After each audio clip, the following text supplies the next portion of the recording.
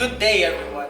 Today, we are here to discuss this one Philippine national hero who scuffed his country's colonizers by writing a novel or a book that threw shade at religious friars who were not so religious at all. Talking about irony. Ah, Spain.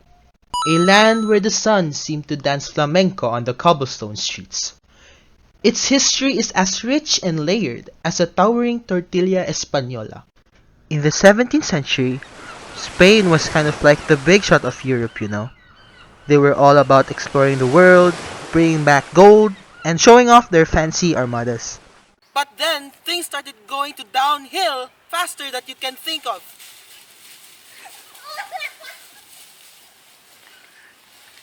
They got into all these expensive wars, the economy tanked, and suddenly, they weren't the cool kid in the block anymore. The fall of Spain in the 17th century wasn't just a blip on the historical radar. It was a full-blown Shakespearean tragedy, complete betrayal, ambition, and a downfall of epic proportions. Such a tragedy to befall upon such rich history. Oh well, it's life. After talking about the reputation's rapid downfall, let's get straight back to another case of their downfall, regarding one of the countries they clung onto like a child to a plush toy. A man named Jose Rizal was the one kid in the playground who'd take his plush toy back that was stolen from the bully. He's like the Beyonce of Filipino independence. Everyone knows his name. Back in the late 19th century, when the Spanish were running the show in the Philippines, Rizal was not feeling it. He was like, "Hey Spain, you're not so great, and I'm gonna tell everyone about it." And how did he do that? By writing not one, but two books that shook the very foundations of Spanish rule in the Philippines. First up, we've got Noli Me Tangere, which is Latin for Touch Me Not. It's like Rizal's mic drop moment where, in a way, his fanfic blew up all over AU3. In the book, he exposes all the corruption, abuses, and hypocrisy of the Spanish colonial system. Just when the Spanish thought they could catch their breath, Rizal came out swinging with El Filibusterismo, which translates to the filibustering or the subversive. This time, he's cranking up the heat, showing the Filipino people that they don't have to take this nonsense lying down. He's like, "Listen up, my fellow Filipinos. It's time to rise up and fight for our fights." And let me tell you, these books were really dynamite in the fireworks factory.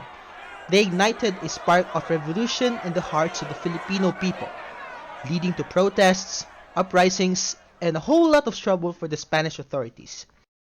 Even though the Spanish have quite brought up the ruckus with Mr. Rizal, in the past that did impact huge changes for the future, like a domino showing a bigger picture, one fall at a time.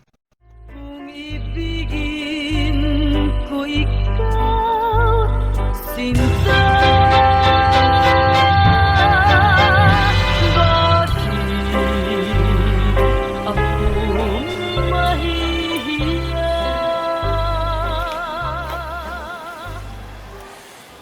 The revolution may not have led to instant independence, but it set the stage for some major changes.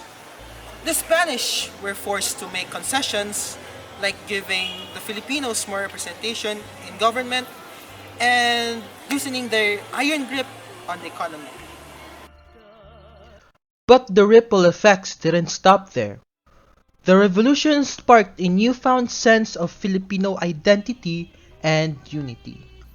People from all walks of life, farmers, workers, intellectuals, came together under the banner of freedom and self-determination. It was like a giant family reunion where everyone suddenly realized they were in this together.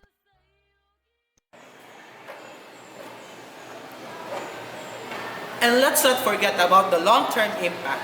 The seeds of change planted during the revolution would eventually blossom into full-blown movements for independence.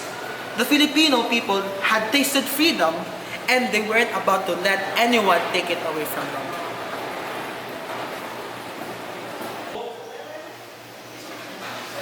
So yeah, the Spanish may have messed up big time, but sometimes out of chaos comes progress.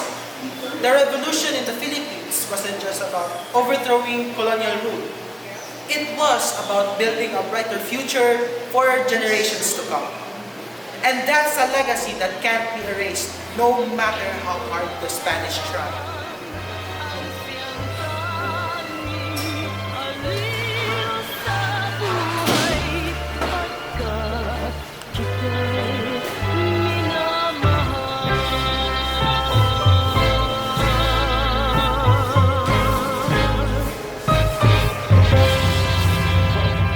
Okay, guys, let's talk about history.